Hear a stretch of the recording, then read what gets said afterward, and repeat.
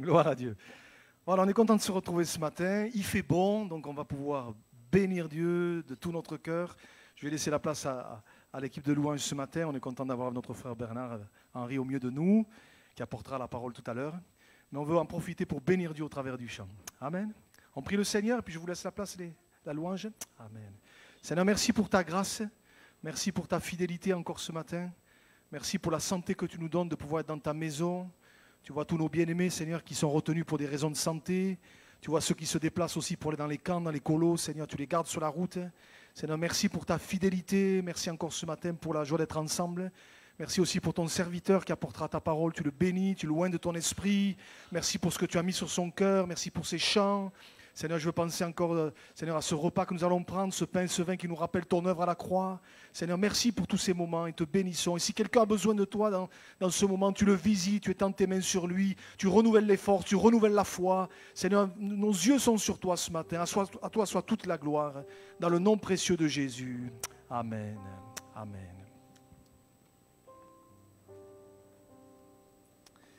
Voilà, bonjour à tous. On est heureux de se retrouver dans la maison de Dieu. Le thème des chants qu'on va partager ce matin va nous parler, et vous le verrez, chacun des chants va parler du prix payé. Dans mes lectures personnelles cette semaine, là dans les Corinthiens, il est question de ce prix payé.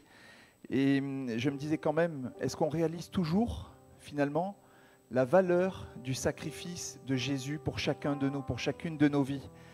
On va se souvenir ce matin qu'un de ses apôtres, Judas, a évalué finalement la vie de Jésus à 30 pièces. Et quand on regarde les significations, ce à quoi ça correspond, finalement 30 pièces, c'est l'équivalent d'un salaire mensuel. C'est en gros un salaire d'une pièce par jour. Alors il fallait que les choses soient ainsi afin que nous puissions être au bénéfice ce matin du prix du sang précieux qui a été versé par Jésus pour chacune de nos vies. Je voudrais ce matin qu'on bénisse ensemble notre Dieu, en n'oubliant pas ce verset de Colossiens qui nous rappelle qu'il a effacé l'acte dont les ordonnances nous condamnaient. On était condamnés, on était tous condamnés. Et ce matin, on est tous rachetés par le prix précieux du sang de Jésus, le prix qui a été payé. Il a effacé l'acte dont les ordonnances nous condamnaient et qui subsistait contre nous. Et il l'a détruit en le clouant à la croix. Que son nom soit béni ce matin. On veut se tenir peut-être debout pour ce premier chant, non pas pour une quelconque tradition, un quelconque folklore, mais simplement se tenir debout en respectant finalement notre Dieu, en respectant celui qui a brisé le pouvoir du mal, le pouvoir de la mort, et celui qui a payé le prix pour ta vie, pour ma vie. Ce matin, on peut être que dans la joie finalement, et on a ce désir au fond de notre cœur de louer notre Dieu. Il n'y a rien qui peut m'empêcher de le bénir ce matin. Amen. Rien ne peut nous empêcher de le bénir ce matin. Il a tout accompli, même mon péché de cette semaine écoulée, eh bien il le prend encore à la croix. Et ce matin, on veut ensemble réaliser le prix payé par notre Seigneur, notre Jésus. Alléluia. Qui brise le pouvoir du mal de la mort, qui aime d'un amour si puissant, si fort, c'est le roi de gloire, il est le roi des rois. Qui secoue la terre par un saint tonnerre, qui nous émerveille par tant de mystères. C'est le roi de gloire, il est le roi des rois. Quelle grâce incomparable, quel amour infini, que tu aies pris ma croix, que tu sois mort pour moi, tu as payé le prix, pour qu'enfin je sois libre. Oh, oh, Jésus, je te chante pour ce que tu as fait. Qui ramène la paix dans la confusion, change les orphelins en fils et en filles. C'est le roi de gloire, il est le roi des rois. Qui règne sur les peuples dans la vérité, brille comme le soleil de tout son éclat. C'est le roi de gloire, il est le roi des rois. Quelle grâce incomparable, quel amour infini, que tu aies pris ma croix, que tu sois mort pour moi.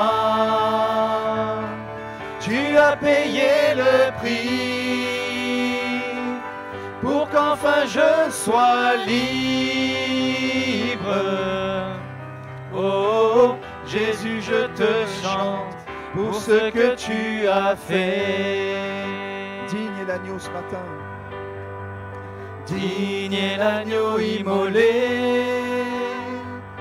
Digne est le roi vainqueur sur la mort.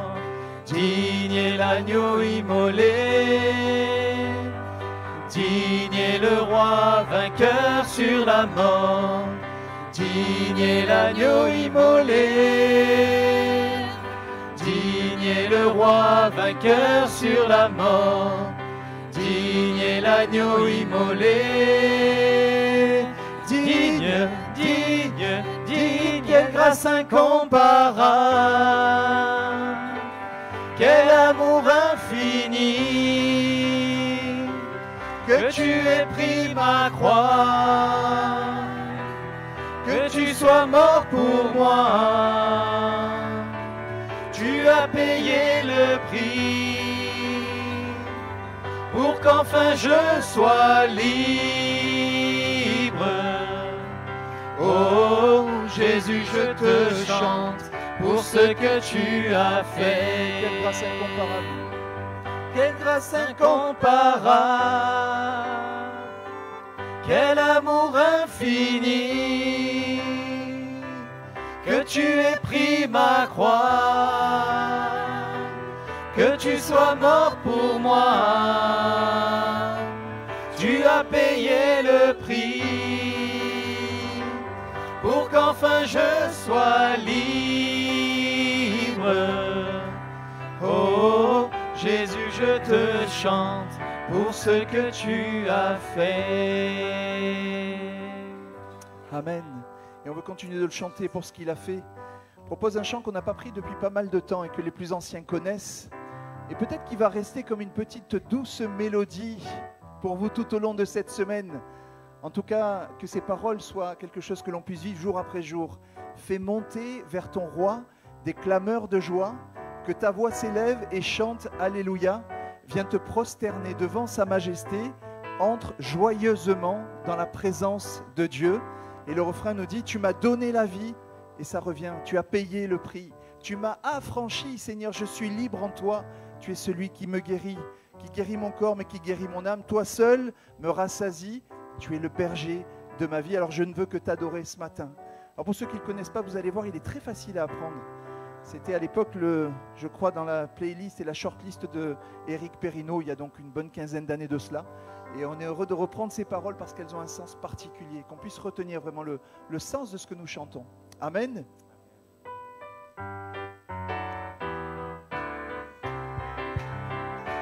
Fais monter vers ton roi des clameurs de joie, que ta voix s'élève, chante Alléluia, viens te prosterner devant sa majesté, entre joyeusement dans la présence de Dieu.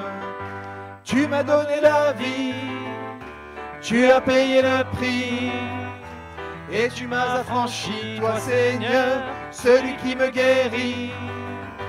Toi seul me rassasie, car tu es le berger de ma vie. Je t'adore, mon Seigneur, mon roi. Fais monter vers ton roi des clameurs de joie, que ta voix s'élève, chante Alléluia, viens te prosterner devant sa majesté, entre joyeusement dans la présence de Dieu. Tu m'as donné la vie, tu as payé le prix, Et tu m'as affranchi, toi Seigneur, celui qui me guérit. Toi seul me rassasie, car tu es le berger de ma vie. Je t'adore, mon Seigneur, mon roi. Tu m'as donné la vie, tu m'as donné la vie. Tu as payé le prix, on lui redit. Tu m'as donné la vie, tu as payé le prix. Et tu m'as affranchi, toi Seigneur, celui qui me guérit. Toi seul me rassasie, car tu es le berger de ma vie. Je t'adore, mon Seigneur, mon roi. Je t'adore, mon Seigneur, mon roi. Je t'adore, mon Seigneur, mon roi. Peut-être commencer à l'adorer ce matin, de tout notre cœur, te bénir, Seigneur, en effet, parce que c'est la joie que tu as déposée dans nos cœurs, Seigneur. Tu as payé en effet le prix, Jésus. Tu as payé un prix que je ne peux comprendre, Seigneur. Je ne peux pas comprendre, je ne peux pas expliquer tout ce qui s'est passé là à la croix. Mais je veux te bénir de ce que tu as ouvert les yeux de mon cœur, Seigneur. Et tu m'as donné de réaliser que c'est en toi qui est mon salut, en toi qui est le pardon de mes fautes, Jésus. Et combien ce matin je veux me souvenir du prix que tu as payé. Tu as donné ta vie, Seigneur. Tes mains ont été percées, ton flanc a été percé, tes pieds ont été percés. Tu as agonisé, Seigneur. Tu as même accepté d'être abandonné du Père, Seigneur. Alors je ne peux que te bénir, te dire un grand merci, une grande reconnaissance, Seigneur, pour toi ce matin. Alléluia, Jésus. Alléluia, Seigneur. Alléluia, Jésus. Te donner la gloire, Seigneur Jésus. Alléluia. Je chanterai gloire à l'Éternel. Je chanterai louange à son nom. Je chanterai Dieu, mon essentiel. Je chanterai en l'honneur de son nom. Je chanterai gloire à l'Éternel. Je chanterai louange à son nom. Je chanterai Dieu, mon essentiel. Je chanterai en l'honneur de son nom. Je viens t'offrir. Je viens t'offrir, Seigneur, ce que j'ai de meilleur. C'est pas grand chose, Seigneur. C'est pas grand chose. Je viens t'offrir. Offrir à toi pour autant, Jésus. Réaliser ma petitesse, mon indignité, Seigneur, et pourtant, Jésus, tu nous as bénis, tu nous as sauvés. Je suis fragile, et même si c'est difficile, chanter ta gloire ce matin. Je chanterai gloire à l'Éternel. Je chanterai louange à son nom. Je chanterai Dieu, mon essentiel. Je chanterai en l'honneur de son nom. Je chanterai gloire à l'Éternel. Je chanterai louange à son nom. Je chanterai Dieu, mon essentiel. Je chanterai en l'honneur de son nom. Je viens te dire, Seigneur, que tu es mon bonheur. Non, rien ne peut détruire notre bel avenir. Et même si je suis fragile, et même si c'est difficile, je chanterai gloire à l'Éternel. chanterai louange à son nom. Je chanterai Dieu, mon essentiel. Je chanterai en l'honneur de son nom. Je chanterai gloire à l'Éternel. Je chanterai louange à son nom. Je chanterai Dieu, mon essentiel. Je chanterai en l'honneur de son nom. Toute ma vie, je redirai que tu as donné ta vie. Dis-le ce matin. Alléluia. Toute ma vie, je redirai que tu as payé le prix. Alléluia, Jésus. Toute ma vie, je redirai que je ne vis que pour lui. Je chanterai gloire à l'Éternel. Je chanterai louange à son nom. Je chanterai Dieu, mon essentiel. Je chanterai en l'honneur de son nom. Je voudrais qu'on reprenne cette partie de toute ma vie, je redirai. Parce que je crois que ce matin, Dieu attend que tu lui dises ta louange. Dieu attend que tu lui apportes ta reconnaissance pour ce qu'il a fait pour ta vie. Dieu ne te veut pas comme un peuple muet ce matin, mais il te veut comme un peuple qui le loue, qui le bénit. Parce que dans la louange, il y a une bénédiction pour ta vie. Dans la louange, il y a une délivrance pour ta vie. Alors dis-le lui ce matin à haute voix. Bénis ton Dieu ce matin. On reprend ses paroles. Toute ma vie, je redirai que tu as donné ta vie. Je te loue, Seigneur, pour cela. Toute ma vie, je redirai que tu as payé le prix. Merci pour le prix payé, Jésus, ce matin. Toute ma vie, je redirai que je ne vis que pour lui. Je chanterai gloire à l'Éternel. Je chanterai louange à son nom.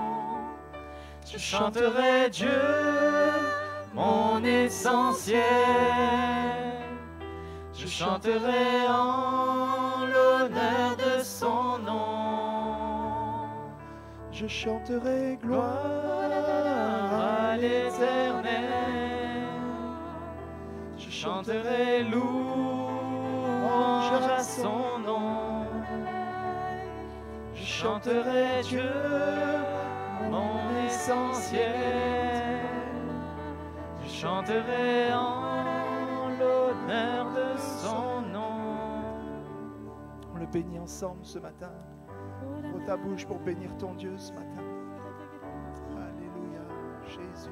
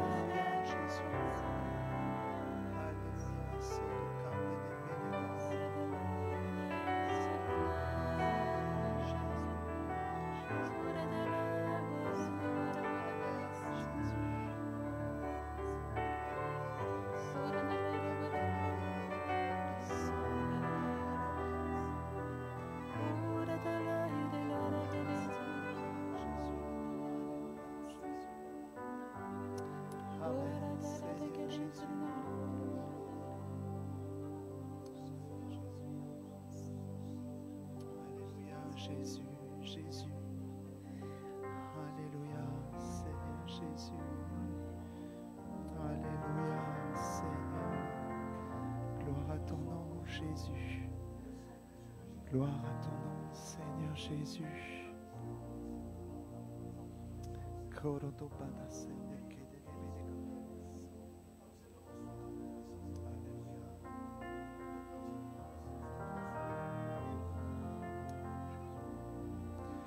Merci pour la croix, Seigneur. Merci pour le prix payé, supportant tous mes péchés. Tu es venu m'étonner par ta grâce. Merci pour l'amour, Seigneur. Merci pour tes mains percées. Tu m'as lavé dans ton fleuve et j'ai compris ton amour et ton pardon. Digne est l'agneau assis sur le trône, couronné de 1000 couronnes. Tu es victorieux, saint élevé, Jésus, Fils de Dieu, le trésor des cieux fut crucifié. Digne est l'agneau, digne est l'agneau.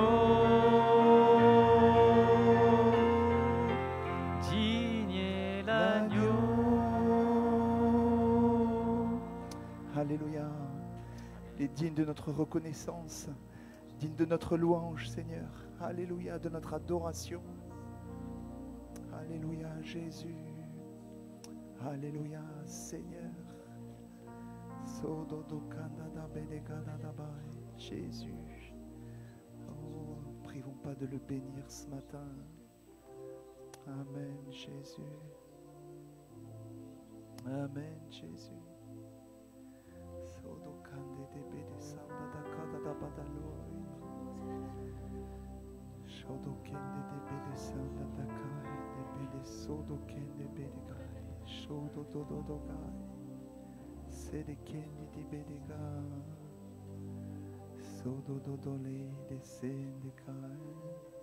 Jésus, Jésus, Jésus, Jésus, Alléluia. Gloire à Dieu, gloire à Dieu. Gloire au Sauveur de notre âme, Jésus. Alléluia. Béni soit ton nom, Seigneur Jésus. Alléluia. Alléluia, Jésus. Alléluia. Demandez aux frères qui ont été proposés de s'approcher pour préparer la distribution du repas du Seigneur pendant que nous continuons à le louer, à le bénir. Jésus. Alléluia, Seigneur. Alléluia, Jésus. Alléluia, Jésus. Kondi de bébé de kandada sodo kende de bedele de sanda kandada bai. Shodi kele de bede sanda dakai. Jésus, Jésus, Jésus. Alléluia, Jésus. Alléluia, Seigneur Jésus. Sodo kande de bede kandada bai, Jésus.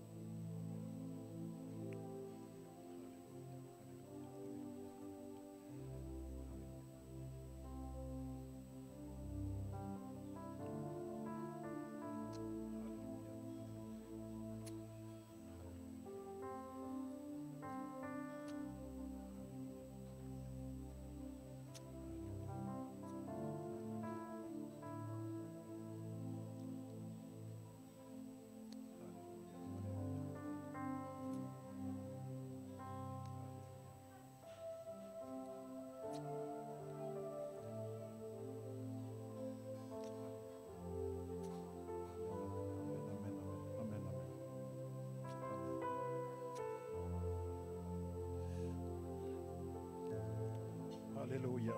Alléluia. Alléluia. Quel sauveur merveilleux je possède. Il s'est sacrifié pour moi. Et sa vie innocente, il cède pour mourir sur l'infâme bois, attaché à la croix pour moi, attaché à la croix pour moi. Il a pris mon péché, il m'a délivré,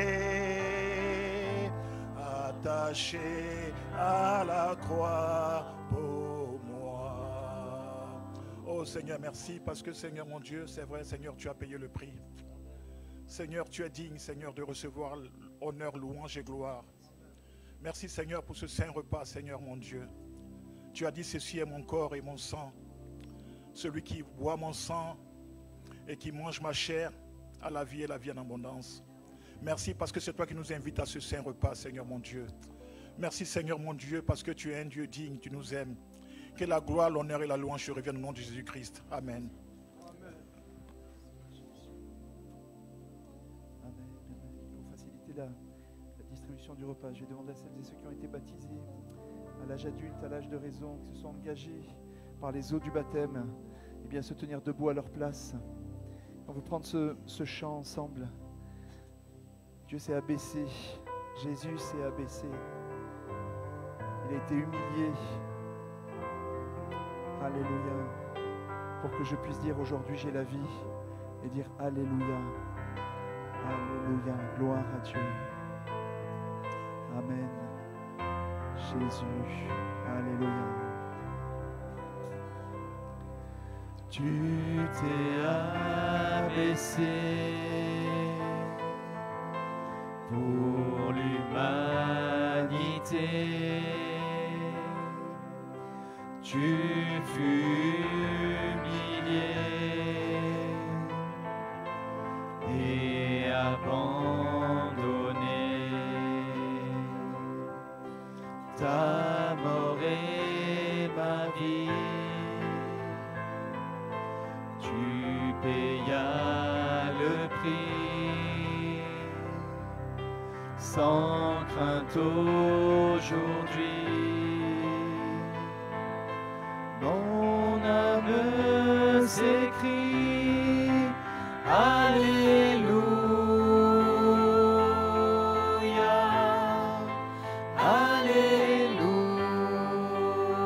Alléluia, Alléluia. Tu es saint, tu es saint. Je suis à tes pieds pour te remercier d'avoir accepté de tout supporter,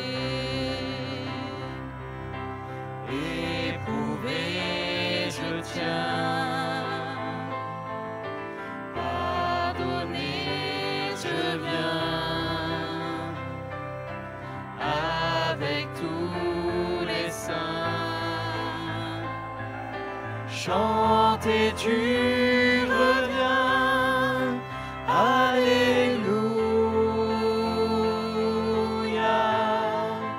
Alléluia, Alléluia. Tu es saint, tu es saint, Alléluia, Alléluia, Alléluia. Tu es saint, tu es saint.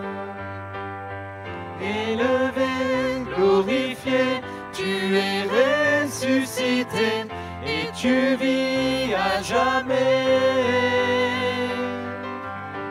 Élevé, glorifié, tu es ressuscité et tu vis à jamais. Élevé, glorifié, tu es ressuscité et tu vis à jamais. Alléluia, Alléluia,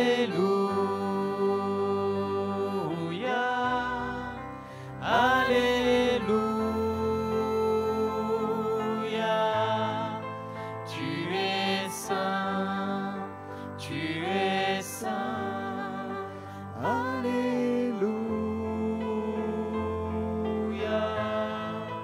Alléluia,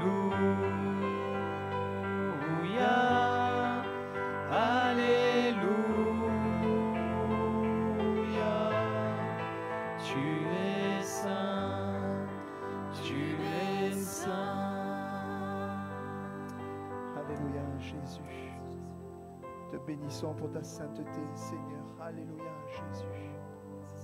Te louons, Seigneur. Un grand merci, Jésus. Nul n'est comme toi, Seigneur. Nul n'est saint comme toi, Jésus. Nous a touchés comme toi, Seigneur. Nous te bénir, Seigneur. Sondidikadabe, Jésus. Merci, Seigneur. Parce que tu es celui qui est saint, Jésus. Tu es celui qui est, Seigneur. Tu es le je suis, Seigneur. Merci pour ton esprit, Jésus. Seigneur, vraiment, je veux réaliser ta sainteté ce matin, Seigneur. Et si je peux me permettre de me présenter devant toi, Seigneur, c'est parce que tu m'as lavé par le sang de l'agneau. Merci, Seigneur, parce que toi, tu es saint, Seigneur, et c'est toi qui me rend digne d'être là ce matin, Seigneur. Merci pour ce sacrifice, Jésus. Je veux te louer, je veux t'adorer, Seigneur. Je veux te rendre gloire, mon Dieu, pour ta grandeur, pour ta magnificence, Seigneur. Merci, Jésus. Soni kede de bede garada shodo kanda da bede gada da be. Shandi kede de bede sanda da kada da be de sodo kada da bai. Shoni kede de bede gai. Sodo do kada da bede kede de sodo kanda da da gai. Kare de shede kede de bede sondo do kada da baba da sei. Shidi kere de bede sanda da kai de sodo do kada da bada gai de shodo kere de bede lei. Kaori di kara da sondo do kere de bede kanda da shede kere de bede sodo gai. Sondi kara da bebe de kara da sede kende de bede shodo do gai. Senti bede kara da sondo kodo do bebe de kara da sondo kada da bai. Shori di kaya da sende kede de bede kanda da bede go. Lidi kara da sede kede de bede shodo kai. Lidi bede kanda da sodo kende di bede sanda da kada da bada gai. Donnons gloire à Dieu, Jésus. Donnons gloire à Dieu. Toute la gloire à l'Éternel, Jésus. Sondo do bebe de cara da sende de kede de bede sanda da kai. Sholi di kere de sanda da kada da bede sanda da kede de ke. Shodo lada da sede de kende de sodo kada da baba da kai. Shidi kere de sondo do kada da be. Viens visiter Jésus. Restaurer nos vies, Seigneur. Et rafraîchir nos vies par ton Saint-Esprit, Seigneur. Rafraîchir nos vies, Seigneur. Kore di sanda kada da bada kodo soto kodo do do kodo bai. Sodo kande de bede kai. Shodo kede de bede sai. Shidi kede de bede sanda da kai. Shodi kede de bede sanda da kai. Sada kade de bede sanda kodo sanda kai.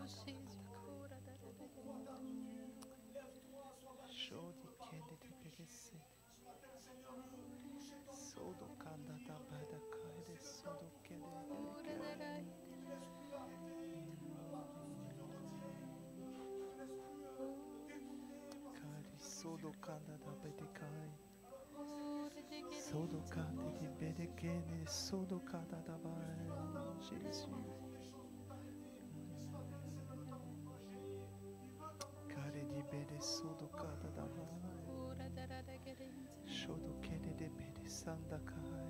Jésus.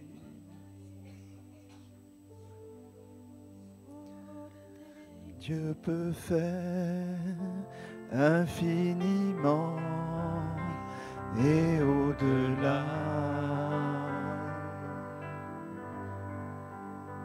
Plus que tout ce que nous demandons et imaginons. Ses promesses, oui et amen, se réalisent. Sa parole, toujours sûre et certaine, s'accomplira.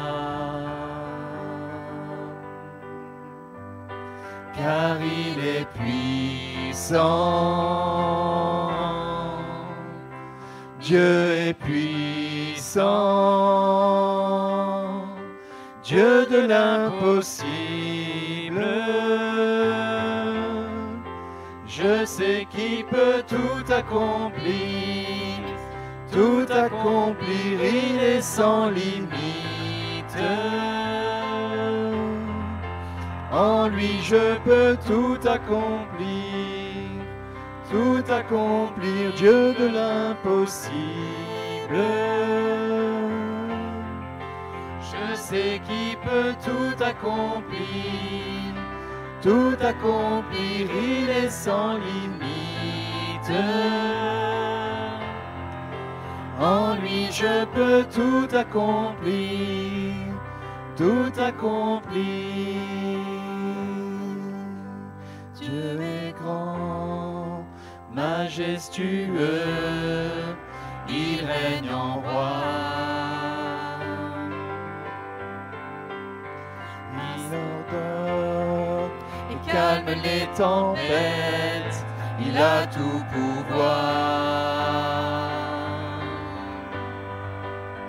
Par sa force incomparable, il nous soutient.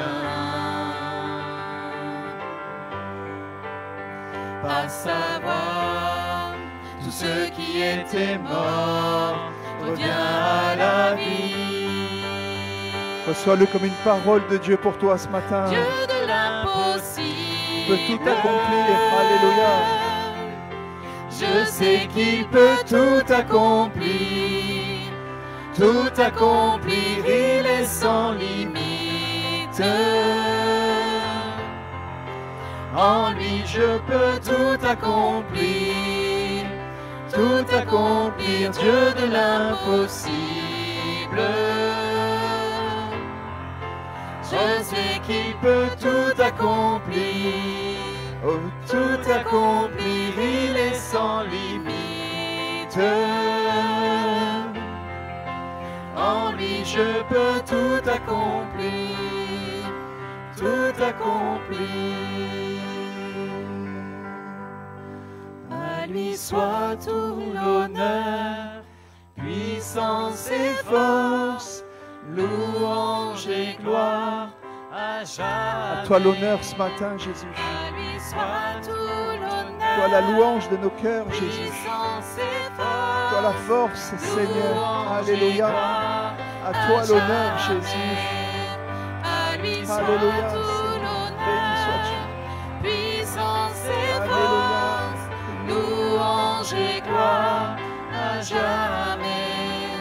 À lui soit tout l'honneur, puissance et force, louange et gloire à jamais, Dieu de l'impossible. Je sais qu'il peut tout accomplir, tout accomplir, il est sans limite. En lui je Jésus. peux tout accomplir. À toi la gloire, Seigneur. Tout accompli, Dieu de l'impossible. Oh, Oh Jésus, sois béni ce matin. Passe dans ses rangs, Seigneur, passe dans ses Je rangs. sais qu'il peut tout accomplir, Jésus. tout accomplir, il est sans limite. En lui je peux tout accomplir, tout accomplir. Amen, amen. On peut finir ce temps de louange en élevant notre voix à Dieu tous ensemble quelques instants. Juste quelques instants, tous ensemble. Des fois on n'ose pas tout seul, mais tous ensemble c'est plus facile. On veut le bénir encore quelques instants. À toi la gloire, Seigneur. À toi la gloire, Seigneur. Rokebet Sante Kabaraso. Rababa Kereso. Peut-être le Seigneur veut te baptiser du Saint-Esprit ce matin. Veut te renouveler dans le Saint-Esprit. Alléluia. Rokebet Sante Kabaradaso. De Gabara Chabaraso. Rakeberentore Kabaraso. Bavikaribara Chabaraso. À toi la gloire, Seigneur. À toi la gloire, Seigneur. À toi l'honneur. À toi l'honneur. Passe dans ce lieu, Seigneur. Tu es dans tes mains, Jésus. Tu es dans tes mains, Seigneur. À toi la gloire, Jésus. Sori gabebe shabari bari barabaran sabari gabaran sori gabebe cha. Sori gabarat sabari garabaracha. Merci Jésus. Merci Jésus. Merci Jésus. Merci Jésus. À toi l'honneur, Seigneur. À toi la gloire, Seigneur. À toi la gloire, Seigneur. À toi l'honneur, Jésus. Nous te bénissons, Seigneur. Nous te bénissons, Seigneur. Alléluia, Jésus. À toi soit la gloire, Seigneur. Amen.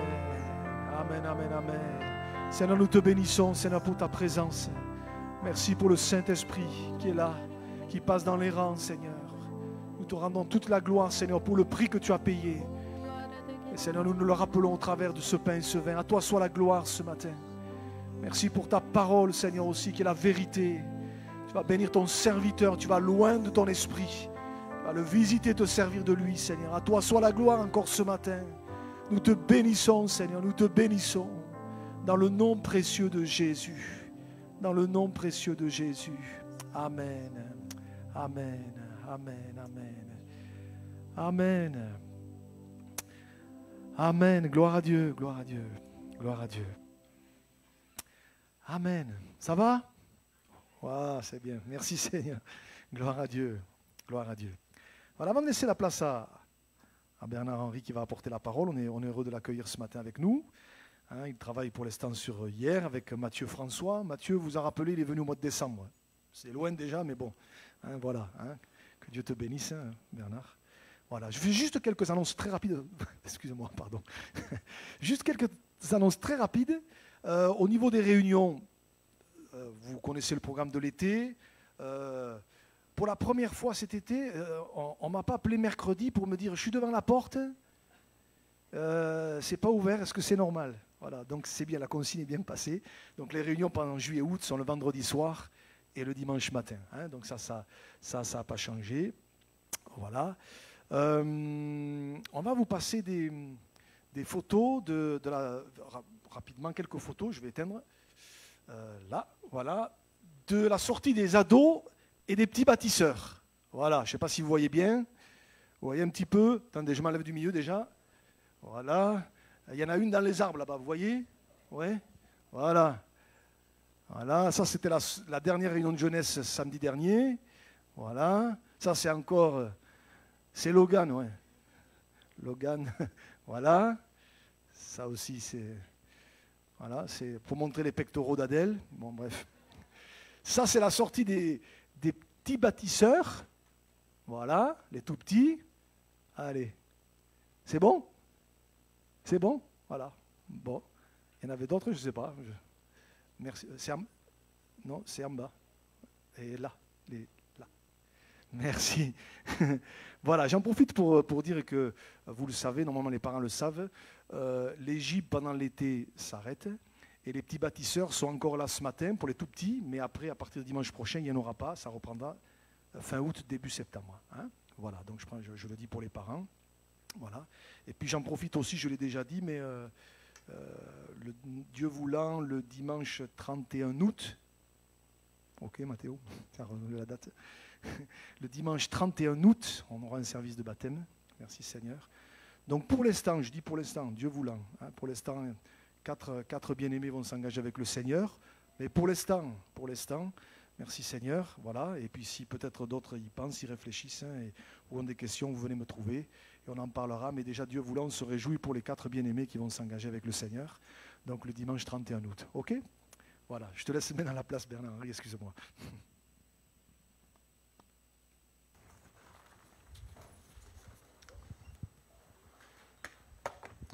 Ouais, bonjour, ça va? Vous allez bien? Je n'avais pas vu qu'il y avait là. Faut pas être grand dans le. Je me demandais pourquoi à la scène ils avaient tous une bosse sur l'écran.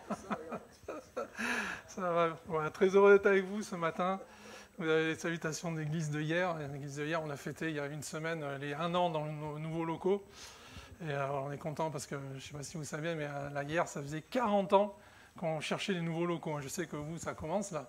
J'espère que ça ira plus vite que nous, hein, parce que 40 ans, mais en l'espace de 2 ans, hein, comme quoi le Seigneur il peut faire des choses incroyables. En l'espace de 2 ans, on a pu acheter, aménager, rentrer dedans, tout ça avec un infarctus en plein milieu, avec Mathieu. Et donc voilà, on est content d'être arrivé quand même au bout. Et c'était chaud, voilà.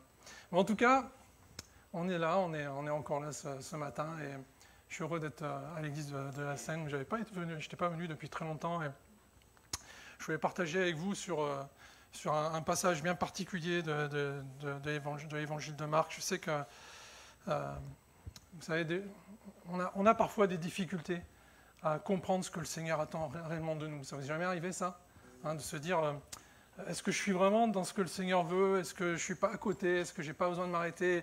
Et ce matin, on va partager sur cet évangile de Marc. Il y a une particularité, je l'aime beaucoup l'évangile de Marc, parce qu'il a été écrit pour nous. Il a été écrit pour les non-juifs, pour ceux qui ne connaissaient rien, qui avaient besoin de comprendre qui était le Sauveur, comment il est venu, qu'est-ce qu'il a fait. Et il va le calibrer exactement pour ça, rien que pour cette raison-là, hein, de montrer à quelqu'un qui n'était pas juif, qui ne connaissait pas l'Ancien Testament, qui était Jésus, pourquoi il était venu, qu'est-ce qu'il a fait pour nous. Et donc il y a des passages bien particuliers avec des juxtapositions, des chiasmes. Voilà, la femme à la perte de sang depuis 12 ans, la fille de Jairus qui avait 12 ans quand elle est décédée, et ainsi de suite. Il y a plein de passages comme ça qui s'enchaînent et qui se font écho l'un à l'autre. Et il y a notamment ces 3 passages où le Seigneur nous est dit va se retirer. À 3 reprises, dans l'évangile de Marc, c'est ce qu'on va voir ce matin, il nous est dit que le Seigneur va se retirer pour prier, seul. Et je me dis, si notre Seigneur, qui était 100% homme, et 100% Dieu, a eu besoin, lui qui savait ce qu'il devait faire, lui qui était inspiré, besoin de se mettre à l'écart et de se retirer pour prier, je crois qu'à plus forte raison, ça va être le cas pour nous. Je ne sais pas ce que vous en pensez, mais pour nous qui, des fois, sommes bien faibles, bien à côté de la plaque, même en tant que pasteur, hein, je vous rassure, hein, des fois, on est vraiment à côté de la plaque. Il y a quelques temps, on était à Luçon et on était avec un frère, je tirais le nom, c'était pas Cyril, hein, mais c'était un autre frère pasteur. Et généralement, le premier soir, on mange au Buffalo Grill et à la fin, on allait pour payer. Et il cherche sa sacoche. Il me dit, oui, je trouve plus ma sacoche, elle est où ma sacoche? Et moi, je le regarde, et dans une main, il avait une veste, et dans l'autre, il avait une sacoche.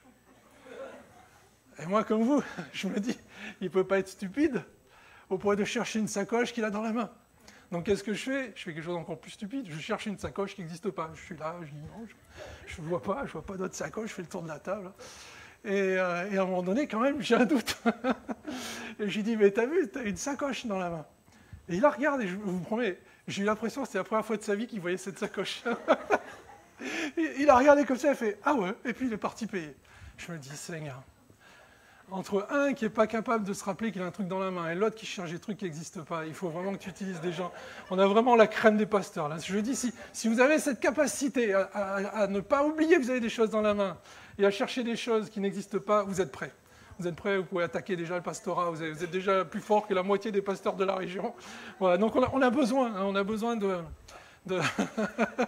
on a besoin de la grâce de Dieu et de s'en remettre à notre Seigneur, parce que des fois on est vraiment à côté, quand bien même on a de l'expérience, quand bien même on a vécu des choses de fou déjà avec le Seigneur, des miracles, des guérisons, eh bien, on est toujours à la merci de notre ennemi. Et donc on va voir ces 3 passages. Et le premier, il est dans Marc 1,35, où il nous est dit, alors le Seigneur est dans la maison de Pierre, et le contexte, c'est qu'il vient de guérir la belle-mère de Pierre et de cette fièvre, et du coup on lui a apporté énormément de gens qui étaient malades, qui étaient possédés, il va les guérir, il va avoir une bénédiction, un temps fort, vraiment très, très, très bon là.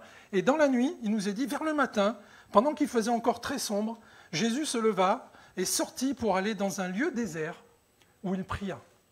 Et voilà que notre Seigneur, là, il fait quelque chose d'intéressant, c'est que, alors qu'il est dans un temps fort, alors que tout se passe bien, il prend quand même le temps de sortir, de s'éloigner des disciples, d'aller dans le lieu désert et de prier.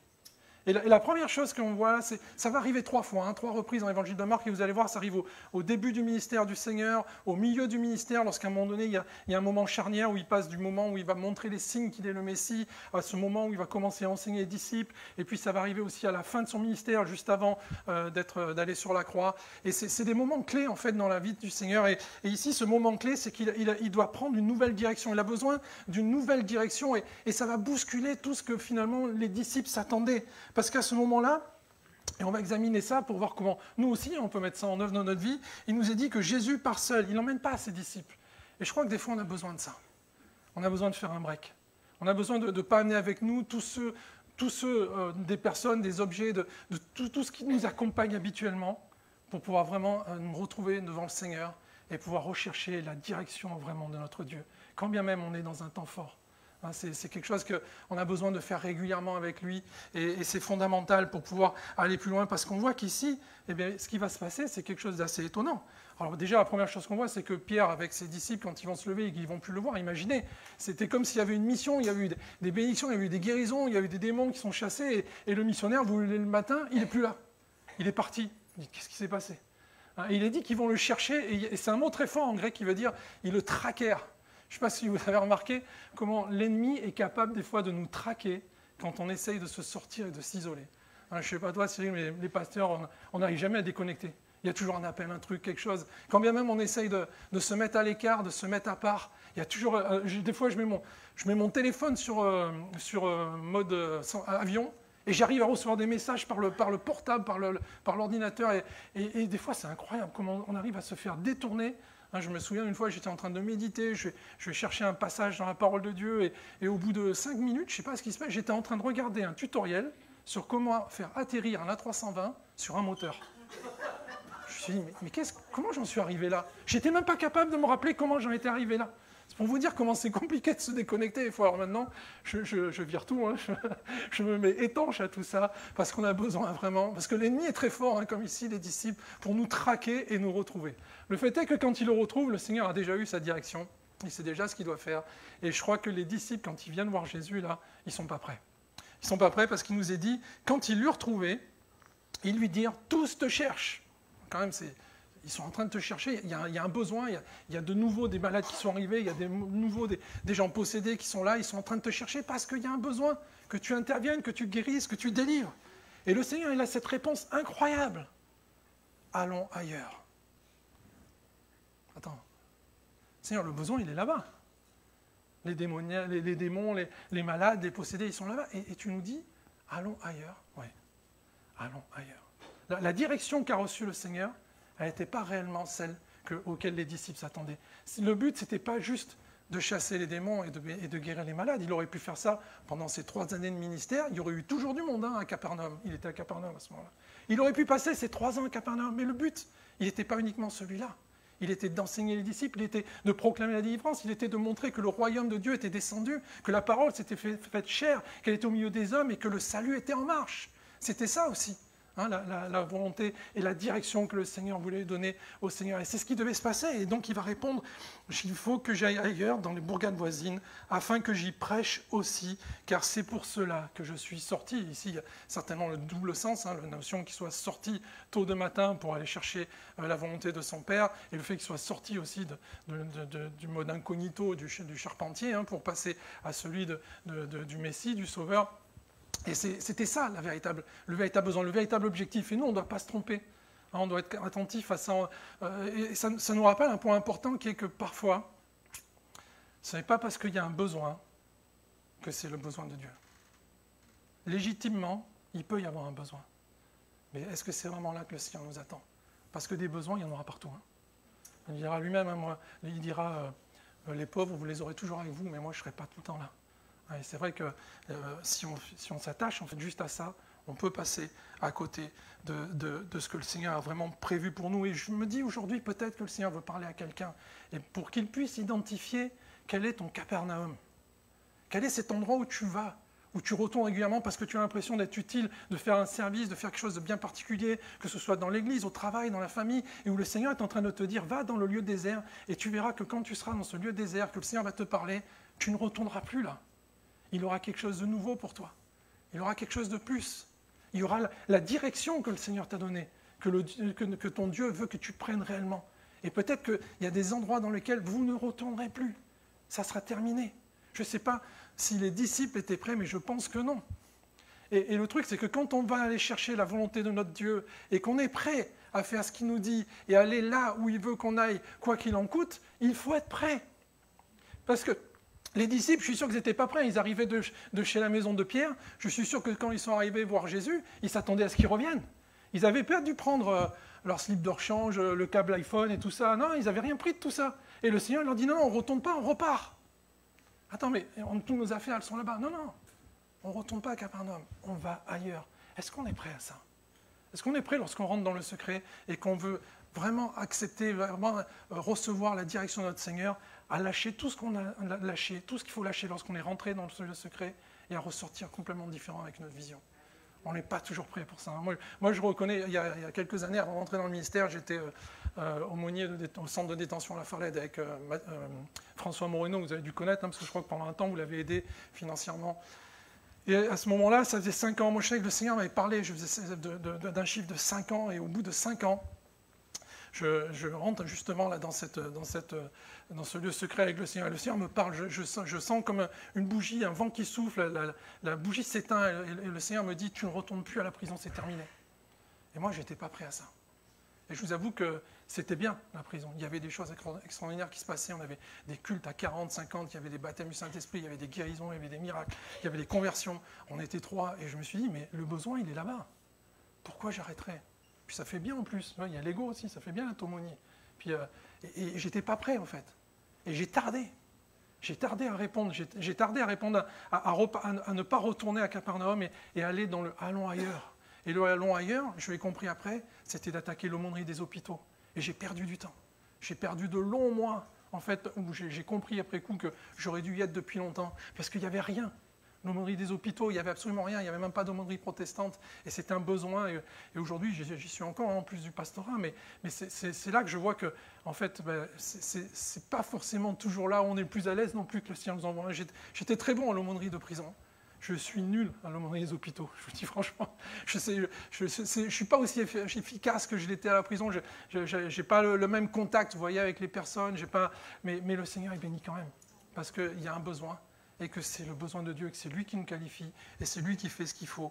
Alors il faut savoir identifier nos Capernaum et aller dans le désert afin que l'ennemi ne puisse pas empêcher ça. Ce qui empêche là, je l'ai rappelé là, généralement c'est le succès dans ce qu'on est en train de faire et le besoin, on se dit que c'est légitime, hein, mais le Seigneur est celui qui est tout-puissant et il sait aussi où on doit aller. Il sait que le véritable chemin, la véritable direction pour nous, ça n'est pas celle-là. Alors on arrive après au deuxième moment où le Seigneur s'est retiré, c'est dans Marc 6, 46. C'est à peu près au milieu du ministère et comme je disais, il y a un moment charnière, là son ministère va basculer pour passer plus sur l'enseignement des disciples et de ceux qui sont autour de lui. Et à ce moment-là, dans Marc 6, 46, et même un petit peu avant, il nous est dit, aussitôt après quoi? C'était la multiplication des pains. Donc un autre temps fort à ce moment-là. Hein, il y a eu ce moment incroyable où il a nourri une foule possiblement de 15 000 personnes.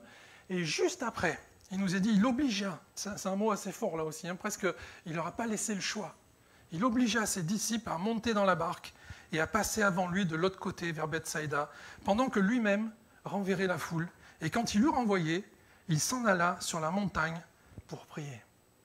Deuxième moment où le Seigneur va s'éloigner des disciples, va se mettre à part et va se mettre dans un endroit bien particulier. Vous avez vu tout à l'heure, c'était dans le désert, maintenant c'est dans la montagne pour aller prier. Et la deuxième raison pour laquelle il fait ça, c'est pour prendre des bonnes décisions par rapport à la direction qu'il avait eue dans la première étape. Vous voyez ce que je veux dire? Et des fois, c'est vrai que quand le Seigneur va nous montrer une direction, il va falloir prendre des décisions dans notre vie qui vont nous permettre de rentrer dans cet appel, de rentrer dans ce service, de rentrer dans ce que le Seigneur nous amène, dans cette direction qu'il nous a montrée. Et ce n'est pas toujours simple. La raison justement de cet isolement de la part de notre Seigneur, elle apparaît plutôt dans l'évangile de Jean, où il nous est dit, il y a cette remarque dans l'évangile de Jean, sachant qu'ils allaient venir l'enlever pour le faire roi. Jésus ici prend une décision assez forte qui est qu'il décide qu'il ne sera pas fait roi. Et ce n'est pas toujours simple de prendre des décisions comme ça qui finalement portent à une sorte de sacrifice. C'était quelque chose de glorieux, mais ils savaient que ce n'était pas le bon moment. Et donc les disciples, eux, ils en auraient été enchantés. C'était précisément ce qu'ils attendaient depuis longtemps. Et le danger, c'est qu'ils, quelque part, ils se retrouvent obligés à rentrer dans cette décision-là qui n'était pas la sienne. Et donc, il va devoir prendre certaines décisions qui vont éviter cela, parce que ce n'est pas ce que le Seigneur lui a montré, parce que ce n'est pas dans le plan, dans la direction que son Père lui avait montré. Alors comment il fait ? Comment il met cela en place ? On voit déjà ce premier mot « aussitôt ». L'Esprit nous a parlé par un don ce matin. Il est temps, ne tarde pas, aussitôt. Je crois qu'il y a des décisions, lorsqu'on a compris ce que le Seigneur voulait de nous, lorsqu'on sait quel est le service ou comment on doit le suivre, il y a des décisions qui ne doivent pas tarder. Elles doivent être prises tout de suite. Si on les prend trop tard, en fait, on ne pourra plus les prendre. Et si le Seigneur n'avait pas pris tout de suite, s'il avait été fait roi à ce moment-là, c'était impossible de revenir en arrière. Et il y aura peut-être des moments comme ça dans notre vie. On ne pourra pas revenir en arrière sur certaines décisions qu'on n'a pas prises aussi. Et donc c'est fondamental que dans notre vie, on ait cette capacité de prendre ces bonnes décisions au bon moment, dans le bon timing, quand on sait que le Seigneur nous demande ne tardons pas. Et il nous est dit que Jésus, après avoir prié dans le désert, va prier sur la montagne. Et ça nous rappelle aussi la capacité que doit avoir un chrétien de pouvoir prier en toutes circonstances. Dans le désert, dans l'épreuve, dans la montagne, après un temps fort à ce moment-là, et devoir se mettre à l'écart pour pouvoir rechercher la volonté de notre Seigneur, ça doit se faire quelles que soient les circonstances, quels que soient les moments. Et on a tendance, nous, c'est vrai, il faut le reconnaître, à rechercher la volonté de Dieu que quand ça va mal. Ou quand on a le sentiment qu'on s'est planté ou qu'il y a un échec. Mais quand tout va bien, quand tout fonctionne bien, on a moins tendance à le faire. Et pourtant, on voit qu'ici, le Seigneur, lui, il ne s'en prive pas. Et dans ce moment, dans ce temps fort où le Seigneur va avoir cette multiplication des pains et qui va qui va forcer les disciples à partir, il va se retrouver à faire quelque chose d'assez étonnant, puisqu'il nous est dit que, et ça aussi c'est quelque chose qui nous enseigne sur cette prise de décision, c'est qu'il va lui-même renvoyer les gens qui étaient là. Il y avait certainement, possiblement, 15 000 personnes qui étaient là. Et normalement, ça c'était le travail des disciples. Il y a quelque temps, je regardais une série, là, ils montraient justement la quantité, c'est vrai, on n'imagine pas de ces rangées de 500 ou de 1000 qui étaient là, et ils étaient plusieurs milliers dans ce moment-là, et on voit les disciples qui interviennent, qui passent, et ils ont l'air tout petits, c'est une vue de drone, on se rend compte à quel point en fait la foule était nombreuse, et combien ils étaient peu nombreux pour gérer ça, et là le Seigneur se retrouve tout seul pour renvoyer toute cette foule. Et ça devait être énorme. Vous imaginez, ça a dû être fatigant. Il a fallu qu'il les renvoie, qu'il prie pour ceux qui étaient là, qui avaient peut-être encore besoin et tout. Ça a dû prendre un temps fou. Et en fait, ici, le Seigneur fait quelque chose que d'habitude, il ne fait pas. Quelque chose qu'il ne faisait peut-être plus, mais qu'il a été obligé de faire là, parce qu'il a renvoyé les disciples. Et vous savez, des fois, le Seigneur, il veut que l'on prenne des décisions. Mais je crois que certains ont besoin de refaire des choses qu'ils ne font plus depuis longtemps. Des choses, peut-être vous vous êtes dit, j'ai plus besoin de faire ça, ou c'est plus à moi de faire ça. Pourtant, le Seigneur nous montre, au travers de toute sa vie, combien il a fait aussi bien les petites choses que les grandes choses. Il renvoie la foule, il s'occupe des enfants, il va laver les pieds des disciples, il va leur préparer un petit déjeuner le lendemain après la résurrection, lorsqu'ils sont fatigués après ce temps de pêche où ils n'ont rien pris. Il fait toutes ces petites choses importantes pour ceux qui sont autour de lui et qui en ont besoin. Et je crois que si on veut voir de grandes choses dans nos vies, si on veut pouvoir prendre des grandes décisions, on a besoin de se rappeler de ça aussi. On pense souvent, vous savez, à ce verset qui nous dit « Si tu es fidèle dans les petites choses, le Seigneur t'en confiera de grandes. » Et ce qu'on oublie, des fois on ne réalise pas, c'est qu'il n'est jamais dit je t'en confierai plus des petites. Il n'est jamais dit, tu n'as plus besoin de faire les petites que je t'ai confiées. Il est dit, si tu es fidèle dans les petites choses, je t'en confierai de grandes. Et moi, je vous avoue, j'ai appris à mes dépenses. Hein. Moi, j'ai l'impression que plus je montais, moins j'avais besoin de faire ce qui était pas dans mon domaine. Et le Seigneur m'a repris. Hein. On doit être capable de garder cet équilibre, de garder cette capacité que l'on a de faire tout ce que ta main trouve à faire, fais-le, quel que soit notre niveau, quel que soit notre service, où que l'on soit. On ne doit pas oublier ça. On ne doit pas oublier d'où on vient, où le Seigneur nous a récupérés, que c'est par grâce qu'on est tous là, et que finalement on ne méritait pas à qui que l'on soit d'être dans le service ou dans le ministère où que l'on soit, et que ça fait partie aussi de ce qui nous permettra de prendre des grandes décisions pour notre Seigneur. Ça nous amène aussi à cette vision que le Seigneur, même lorsqu'il était seul, faisait les mêmes choses que lorsqu'il y avait du monde autour de lui. Vous savez, on reconnaît souvent la capacité à quelqu'un, dans son véritable caractère, à ce qu'il fait, quand personne ne le regarde. Et ici, personne ne savait. Il n'y avait plus les disciples. Comment ils l'ont su? C'est parce que ceux qui étaient là l'ont regardé, et certainement ont témoigné de cela. Mais notre Seigneur était le même qui est du monde ou qui n'en est pas. Hein, qu'il soit tout seul dans la présence de Dieu ou qu'il y ait 15 000 personnes autour. Il était le même. Et je crois que ça va être la même chose pour nous. Et puis, ça nous rappelle aussi qu'il a pris ses responsabilités. Il a pris ses responsabilités, il a renvoyé les disciples pour une raison bien précise, parce qu'il devait prendre cette décision importante de ne pas être encore acclamé comme roi. Et du coup, il a fait tout ce qui était inhérent à cette décision, et notamment le fait de s'occuper de la foule qui était là. Et je crois que nous aussi, si on veut prendre certaines décisions pour notre Seigneur, si on veut être prêt à ça, il faut être prêt à prendre nos responsabilités. Il faut être prêt on a reçu le ministère de la réconciliation. On a été baptisé. Rappelez-vous, quand on est baptisé, on rentre dans l'église et on devient un disciple. On a baptisé du monde à la mer il y a quelque temps. Je le disais à une jeune fille que j'avais suivie depuis le début. Tu t'engages à le suivre, quoi qu'il t'en coûte. Tu t'engages à devenir son disciple, quoi qu'il t'en coûte. Et ça, c'est notre responsabilité. On ne peut pas s'arrêter à mi-chemin. Des fois, il y a des gens, ils veulent le don de la guérison. Mais est-ce qu'ils ont pris conscience des responsabilités que ça amène d'avoir le don de la guérison ? D'aller partout dans la France pour pouvoir l'exercer, de pouvoir être accusé injustement de commerce illégal de la médecine, ainsi de suite. Est-ce qu'on réalise tout ce qui va avec, toutes les responsabilités qui vont avec? Moi, quand j'avais commencé l'aumônerie de détention, je pensais que ça allait être super tranquille. J'étais avec François au début, tout se passait bien, puis après, à un moment donné, j'ai été lâché. Hein, et moi, je ne me rendais pas compte en fait, de ce qui m'attendait. Si j'avais su tout ce qui m'attendait sur les 5 ans, je ne sais pas si je serais y allé. Mais les toutes premières fois où j'y suis allé, un des tout premiers que je visite de détenus, je me retrouve, vous savez, normalement on ouvre la cellule, on rentre et on la laisse ouverte pour que le surveillant il sache qu'on est dedans. Et il y a des surveillants, ils ne nous aiment pas trop. Et donc du coup, ce qu'ils font quand ils passent, hop, ils nous enferment et ils partent. Et puis ils viennent nous récupérer une demi-heure après, une heure après. Et donc là, c'était une des premières fois que j'étais avec un détenu. Et ils m'enferment dedans. Je dis non, c'est pas possible. Donc je lui dis, j'ai que ça à faire, je vais discuter avec le détenu. Donc je commence à discuter avec le détenu et je comprends que le gars, en fait, il entend des voix et qu'il a poignardé sa maman parce que la dame blanche lui a parlé. Je me dis, ok, enfermé avec lui, ça peut pas être pire. J'ai pas fini de dire ça. Coupure de jus, je me retrouve quasiment dans le noir avec lui. Je me dis, Seigneur, là, il faut que tu arrêtes parce que... Vous voyez, là, je me suis dit, je pouvais pas, je priais pour qu'il n'entende pas de voix. Mais je ne pouvais pas appeler quelqu'un, on n'avait pas les téléphones, on n'avait rien. Là, il faut assumer, hein. Il faut assumer ses responsabilités. Je ne pouvais pas appeler un pasteur et dire, ah, tu pries pour moi, quoi. Non, ça c'est fini, débrouille-toi tout seul. Tu as voulu être aumônier, maintenant, c'est un peu ça, quoi. Maintenant, il faut que tu assumes. Donc on a parlé, on a discuté, j'ai prié pour lui dans le noir, je ne sais même pas ce qu'il faisait, ça bougeait, tout ça, bon bref. C'était folklorique.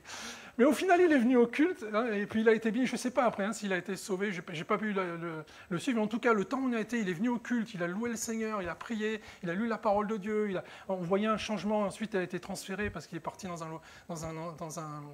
qu'on appelle ça, un institut spécialisé hein, pour son cas. Mais, et donc je ne sais plus après ce qui est devenu. Mais en tout cas, il a été béni, il s'est passé quelque chose de particulier pour lui. Et je suis sûr que le Seigneur il le cherchait, ce jeune, et qu'il voulait le délivrer. Donc voilà, vous voyez, quand je parle de prendre nos responsabilités, c'est de ça aussi hein, qu'il s'agit. C'est d'aller jusqu'au bout. Parce que des fois, on est bien, des fois, on a des personnes qui sont prêtes à s'engager dans l'année, et puis dès que ça devient plus difficile, pouf, on n'a plus personne. Hein, au bout de 2-3 mois, non, tenons jusqu'au bout. Hein, notre Seigneur a tenu jusqu'au bout, jusqu'à la croix.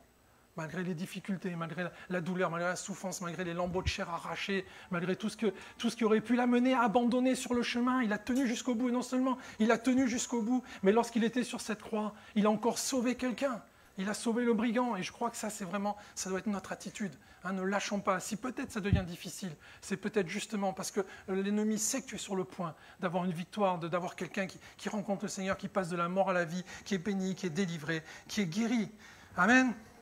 D'être sur cette montagne, ça va lui permettre aussi de prendre de la hauteur, et c'est là qu'il va se permettre, qu'il va se rendre compte que les disciples qu'il a renvoyés sont en train de galérer au milieu du lac. Ils ne sont pas en danger, mais ils n'arrivent pas à avancer. Vous lisez ce passage, ils essayent de ramer, ils restent bloqués au milieu, et le Seigneur va le voir. Et c'est d'être sur la hauteur qu'il va pouvoir voir. Je me suis renseigné, c'est possible. En haut de cette montagne, on peut voir par nuit claire jusqu'au milieu du lac, et on peut voir une voile au milieu. Et donc, qu'est-ce qu'il va faire? Bien, il va intervenir. Et vous savez, c'est bien aussi des fois de se déconnecter, d'aller sur la montagne avec le Seigneur, de prendre ces moments-là. Ça nous permet aussi des fois de sortir le nez du guidon et de se rendre compte qu'on est toujours en train de s'occuper de ceux qui sont loin, et puis des fois, ceux qui sont à côté de nous, ils galèrent.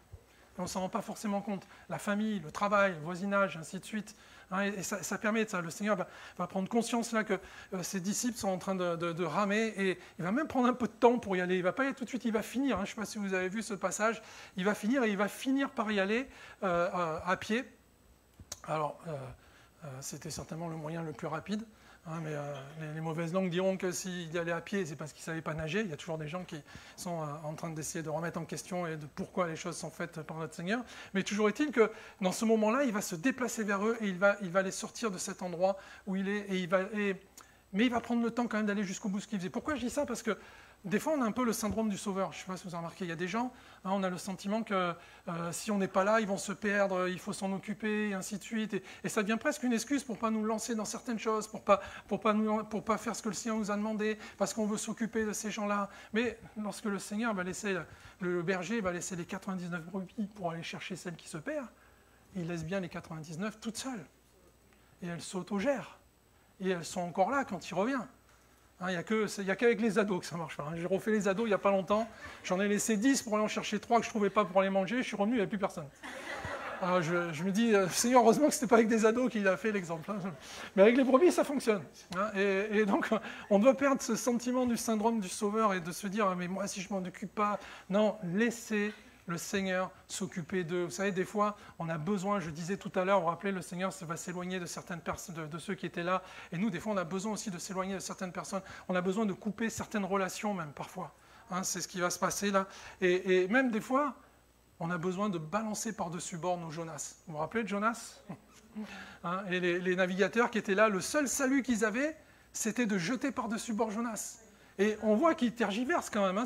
C'est compliqué pour eux, parce que c'est pas rien quand même de balancer par-dessus bord un humain. Donc ils essayent de s'en sortir quand même. Il est dit qu'ils vont ramer, qu'ils ne vont pas y arriver. À un moment donné, ils se rendent bien compte qu'ils n'ont qu'une solution, c'est celle-là. Mais mes amis, Dieu a pris soin de Jonas. Il ne s'est pas noyé. Mais eux, ils avaient besoin en fait de s'en débarrasser. Ils avaient besoin de le passer par-dessus bord. Et nous, des fois, on a besoin de ça. On a besoin que de certaines relations, on les remet entre les mains de Dieu. Et on ne pourra plus s'en occuper. Si on veut prendre les bonnes décisions, si on veut faire ce qu'il faut, et si on veut faire vraiment la volonté de Dieu, alors il faudra peut-être couper certaines relations et s'en séparer. Et les dire, ok, maintenant je laisse ça entre les mains de Dieu, c'est lui qui va gérer. Mais moi, je veux faire ce que tu m'as demandé. Je veux prendre la bonne décision. Je veux te suivre. Amen. Cette mise à l'écart, ici, elle intervient 1 an après la première, et elle nous rappelle de l'importance régulièrement de notre vie, de remettre à Dieu, nous en remettre à Dieu, et de pouvoir chercher quelle est vraiment sa volonté pour nous. Et puis on arrive au 3e point. Ça va jusque-là? Ça vous plaît?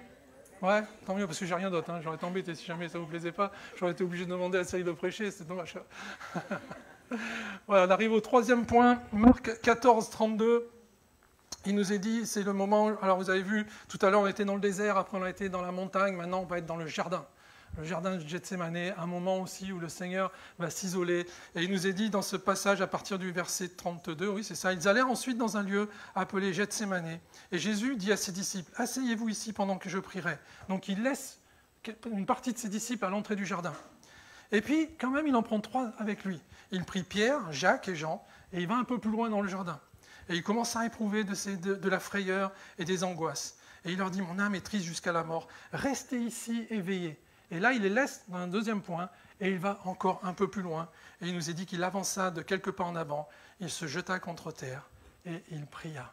Jésus s'isole pour la 3e fois, et il va prier son Père. Et le troisième moment où il est important de savoir s'isoler et prendre le temps de discuter avec notre Père, c'est lorsque on subit les conséquences de notre obéissance. Jésus a une direction. En fonction de cette direction, dans la première étape, il a pris des décisions.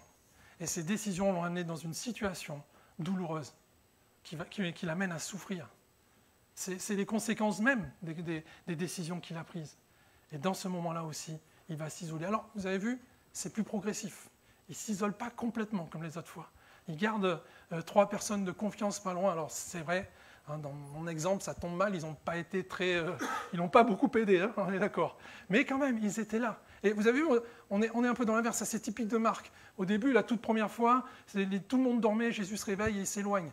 Ici, Jésus est réveillé, il s'approche et tout le monde dort alors qu'il devrait être réveillé. Il y a cette dualité qui est ici et qui nous rappelle que souvent on est à contre-temps, hein, avec le Seigneur, on ne comprend pas toujours ce qui se passe. Mais ici, finalement, Jésus, dans ce moment où il va s'isoler, ça va lui permettre de prendre la victoire. En 1 heure de prière, il va prendre la victoire et il va y avoir derrière 24 heures incroyables où il va passer le fouet, il va passer le chemin, il va passer la crucifixion et ainsi de suite. Et il va gagner le combat à cet endroit-là. Et je crois que ça, c'est des moments où on se met à part pour le Seigneur et dans ces moments-là, c'est des moments où on doit gagner le combat. En tant que chrétien, souvent, le combat, il est gagné juste avant, pendant les quelques minutes où on va là derrière, y compris avant le culte. C'est pas pendant le culte, c'est juste avant. David et le peuple d'Israël, on voit que souvent la victoire, elle était déjà acquise avant. Lorsqu'il va auprès de Goliath, la victoire elle est acquise lorsqu'il s'entraîne déjà avec sa fronde, lorsqu'il enlève l'armure que Saül lui a mis, ainsi de suite. Vous voyez, et nous, c'est souvent comme ça, et c'est ce qui se passe ici avec le Seigneur. Il y a un isolement qui est progressif, on a besoin quand même des autres. Quand on ne va pas bien, on a besoin des autres. Jacques nous rappellera d'appeler les anciens. Vous voyez, on ne va pas dans l'église, mais c'est les anciens qui venaient, c'est une partie qui venait. On ne peut pas s'isoler complètement. On a besoin de retrouver quand même des gens de confiance avec qui on peut partager, avec qui on peut passer 1 heure dans le jardin. Est-ce que l'on est capable encore aujourd'hui de passer 1 heure dans le jardin de Gethsémane, de ceux qui nous entourent, de ceux qui sont en souffrance, de ceux qui ne vont pas bien, de ceux qui ont perdu un être cher il n'y a pas longtemps, même quand c'est des leaders, même quand c'est des pasteurs. Est-ce qu'on en prend conscience? Parce que le vrai problème, il est là. C'est que les disciples n'ont pas un seul instant pensé que Jésus pouvait avoir besoin d'eux. C'était toujours eux qui s'appuyaient sur lui, sur 3 ans. Et la seule fois où Jésus, parce qu'il est 100% homme, a besoin d'eux, ils ne sont pas capables de le comprendre. Dans un même endroit, au même moment, il y a Jésus et il y a Pierre. Et Jésus est dans les angoisses, tandis que Pierre, il dort comme un bébé. Et des fois, c'est pareil dans l'église. Au même endroit, au même moment, au même culte, dans la même église. Il peut avoir un frère où il loue le Seigneur, tout va bien, et l'autre à côté, il est en détresse complète. Est-ce que l'on sait passer encore 1 heure dans le jardin, dans l'intimité de ceux qui nous sont proches? Pas pour farfouiller, voir ce qu'il y a, mais juste pour comprendre quelles sont les situations et voir si on peut aider, si on peut venir en aide et si on peut partager le fardeau. Hein, ça, c'est ce qu'on remarque encore. Et vous savez, c'est pas nouveau. Hein. Vous prenez Moïse, moi c'est pareil. Moi je suis halluciné avec Moïse, le nombre de fois qu'il s'est allongé devant Dieu pour sauver le peuple. Hein, vous vous rappelez?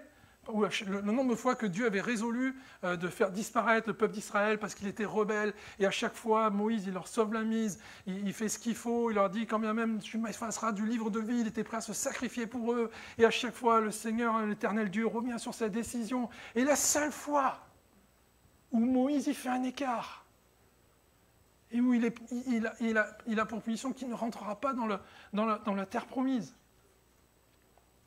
A raison, moi je ne me remets pas en question la décision de l'Éternel, mais comment ça se fait qu'il n'y en a pas un seul du peuple qui, lui, s'est allongé devant Dieu pour dire, quand même, ton serviteur qui nous a conduits jusque-là, donne-lui la grâce de pouvoir rentrer. Il n'y en a pas un seul. Parce que, simplement, ça ne semblait pas, dans ce sens-là, ça ne se faisait pas. Et des fois, on oublie ça. Nos leaders, nos anciens, ceux qui sont des piliers dans la famille et tout ça, ils ont besoin aussi des fois d'être aidés, d'être fortifiés, qu'on fasse la même chose pour eux, qu'ils nous ont fait pour nous, hein, et qu'on puisse venir les aider et passer 1 heure avec eux dans le jardin de Gethsémane. Il y a quelque temps, on recevait vous connaissez Amaro D'Ersay? C'est un artiste qui fait des bandes dessinées, tout ça, il fait des spectacles. Et on devait le recevoir il y a 1 an à Hier, il devait faire un spectacle. Et quand il est arrivé, il n'a pas pu, il était plié en deux, il avait une douleur abdominale impossible, il dormait à la maison. Et donc, à 3h du matin, je lui ai dit, écoute, là, c'est pas possible, il faut que je t'amène aux urgences, ça va pas. Et c'est un gars, il est hyper connu, hein, il passe partout, un peu partout dans le monde, il a des milliers de followers. Et les amis, le nombre de personnes qui lui écrivaient vis-à-vis de ce qu'il était en train de vivre, parce qu'évidemment, il a dit qu'il était malade, hein, pour annuler le spectacle. Et il recevait des messages, mais à un moment donné, il reçoit un message, une sœur qui lui dit, le Seigneur m'a parlé, il faut que tu manges un yaourt pour être guéri. Je lui ai dit, ok, il y a un yaourt là-bas dans le frigo, frérot, vas-y. Ah, il a pris, mais il a quand même été opéré, ils lui ont enlevé un caillou comme ça de la vésicule biliaire, hein, et tant qu'ils n'ont pas enlevé le caillou, il n'allait pas mieux. Hein. Vous comprenez pourquoi c'est important des fois de se déconnecter, hein, de toutes ces personnes qui sont bien intentionnées. Hein, moi, je reprocherais peut-être à la sœur, elle est peut-être honnête, elle était peut-être pensait bien faire, mais des exemples comme ça, il y en a eu plein. Et à un moment donné, j'ai dit, ah là, il faut que tu te déconnectes, là, c'est pas possible. Il recevait des demandes incroyables. On a besoin, lorsqu'on va pas bien, de se rapprocher de personnes de confiance, hein, et de s'isoler, et de se retrouver auprès de notre Seigneur, dans la présence de Dieu. Parce qu'on a un avantage, nous, sur Jésus. Vous savez qu'on a un avantage sur Jésus ? C'est que Jésus, dans le jardin de Gethsémanée, il ne pouvait pas avoir Jésus. Parce que c'était lui. Donc la seule solution qu'il avait, c'était qu'un ange vienne le réconforter. Mais nous, on a Jésus. Nous, quand on est dans le jardin de Gethsémanée et que ça ne va pas, ce n'est pas un ange qui vient nous fortifier. C'est Jésus qui est assis à la droite du Père, qui est notre avocat, qui est ressuscité et qui peut venir nous visiter par le Saint-Esprit, nous faire du bien. Nous, on a Jésus. On a cet avantage et quand on ne va pas bien, c'est important de se le rappeler et de pouvoir aller chercher dans cet endroit, hein, dans cette mise à part, notre Seigneur. Amen. Alors on arrive à la conclusion. Comment ça fait ? Ça, je ne vais pas être trop long, sinon vous n'allez plus m'inviter après. Les mises à l'écart de notre Seigneur nous enseignent quand même deux choses. Nous enseignent donc de pouvoir rechercher sa direction, prendre des bonnes décisions qui sont liées à cette direction et nous permettent aussi du coup de passer au travers des conséquences parfois douloureuses de ces décisions et de se rappeler que le Seigneur prendra toujours en compte les conséquences de notre obéissance. Ça, c'est fondamental de se le rappeler. Le problème, ce n'est pas de ne pas se mettre à part et de se dire que peut-être ces mises à part ne sont pas nécessaires dans notre vie. Elles sont primordiales, elles sont fondamentales. Si on ne les fait pas, on peut passer à côté de notre vie spirituelle, on peut passer à côté de bénédictions. Saül, à un moment donné, il nous a dit qu'il va prendre cette décision, vous savez, de faire le sacrifice. Et qu'est-ce qu'il a dit ? Il avait le peuple tremblant à côté de lui qui le pressait. Forcément qu'il n'a pas pris la bonne décision. S'il s'était mis à l'écart, s'il avait cherché la volonté de Dieu, s'il ne s'était pas laissé influencer, déjà rien que le temps de faire ça, peut-être Samuel serait arrivé. Et c'est ce qui va lui coûter quand même son trône et au final la vie. Et je me dis combien c'est important de se rappeler qu'on a besoin, dans des moments clés de notre vie, de se mettre à l'écart et de rechercher la volonté de notre Dieu. Et puis, pour terminer, je parle d'un dernier point, parce que je n'ai pas été tout à fait honnête avec vous. Il y a une 4e fois où le Seigneur s'est retrouvé isolé et a prié son Père. Vous vous rappelez où c'est ? Sur la croix. Hein ? Sur la croix, à un moment donné, il se retrouve isolé. Et il va prier le Père, il va lui dire, déjà pardonne-leur parce qu'ils ne savent pas ce qu'ils font. Et puis il va dire ensuite, mon Dieu, pourquoi m'as-tu abandonné ? Et donc un moment encore où il est seul. Mais la différence là, c'est que ce n'est pas lui qui l'a choisi. On le force en fait, même s'il a donné sa vie, c'est quelque chose qu'on lui a demandé de faire. Et des fois, on peut se retrouver isolé contre notre gré. On peut se retrouver à l'écart contre notre gré. Parce que peut-être qu'il y a eu des blessures, il y a eu des choses qui ont pas allé au travail, dans la famille, ainsi de suite. Et on se retrouve dans des situations qu'on n'a peut-être pas forcément demandées. Et là, on ne comprend pas ce qui se passe. On peut être dans le noir, vous voyez, dans les ténèbres. Et on essaye de chercher la décision, de savoir pourquoi ça arrive. Et le Seigneur, ici, dans l'évangile de Marc, il se passe quelque chose de très particulier. Parce que dans Marc, même ce qui n'est pas dit est important. Et il est dit que pendant 3 heures, il y a eu les ténèbres. Pas juste sombre, des ténèbres. C'est le mot qui veut dire ténèbres. Pendant 3 heures. Et pendant 3 heures, il n'y a pas une parole qui est citée de Marc. C'est 3 heures de ténèbres et de silence. Exactement comme au début dans la Genèse, où il y avait le tohu-bohu et on était dans les ténèbres. Et qu'est-ce qui a fait revenir la lumière dans la Genèse ? C'est la parole, c'est Jésus, que la lumière soit. Et la lumière fut. Et qu'est-ce qui a fait revenir la lumière ? Après 3 heures de ténèbres, lorsque Jésus est sur la croix, Eli, Eli, lama sabachthani. C'est la parole du Seigneur. Jésus se remet à parler, la lumière revient. Mes frères et sœurs, je ne sais pas ce qui a pu vous arriver. Et peut-être que vous avez été mis à l'écart, vous êtes dans les ténèbres ce matin. Mais je vais vous rappeler une chose, la parole est celle qui va vous ramener la lumière. Instantanément. Ta parole est une lumière à nos pieds, une lampe sur notre sentier. Ce sera toujours la parole. Remettez-vous à lire sa parole. Louez le Seigneur. Passez du temps dans sa présence et ainsi de suite. Et vous allez voir que ça va vous changer votre vie, votre façon de voir les choses. Et la lumière va enfin revenir. Parce que c'est de ça qu'on a besoin.